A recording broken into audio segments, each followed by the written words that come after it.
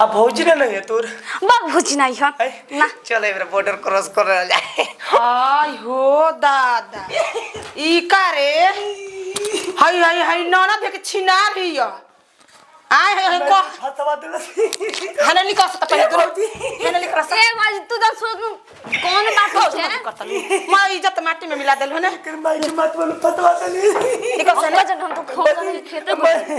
हमार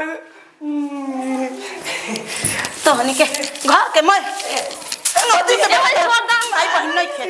तू बोलाई के रखले बाड़ू आय तू बोलाई के रखले कारण तरका लगी रे नहीं हां का लगी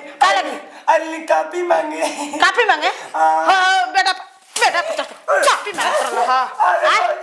नाती के बेटा तोर मैं बहन बिया के दो गल आय अरे का तो हनी करे ते कहत कि हम ना मरे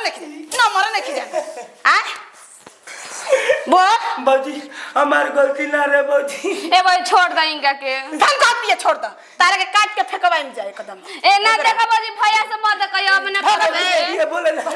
बाजी कॉफी खाती आई रे बाजी कॉफी खाती आई रे बाजी छोड़े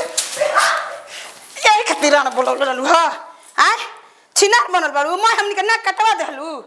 गांव में नगर में मैं हमनी के त इज्जत ना से धली खड़ो पहले खड़ो बता नना धई तोर के बेटे सन मानत रहनी है जा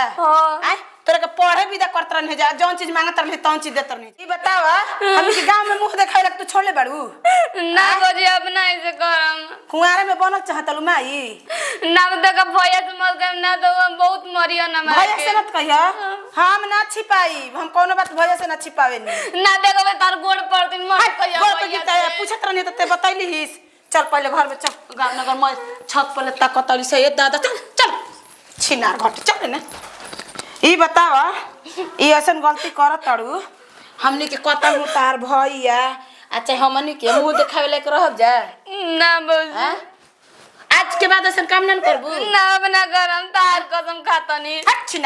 छिनार घटी अपन कसम खो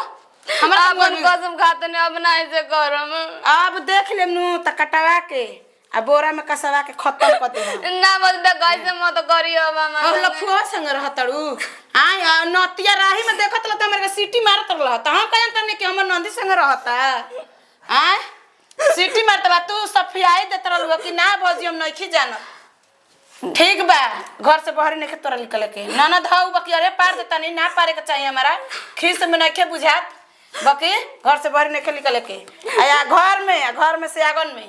आ द्वार पर तो जाही के नहीं ठीक है जब तारे कहना मानो ठीक बा जे रह हट हम जातन हमर अब एकदम मन हो जागल बा जातन होने तनी शांति जगह द्वार और बैठ चुपचाप बाजी भैया से मत कहिया हो भैया से कह दिन तो बहुत भैया मरियो ना हमरा के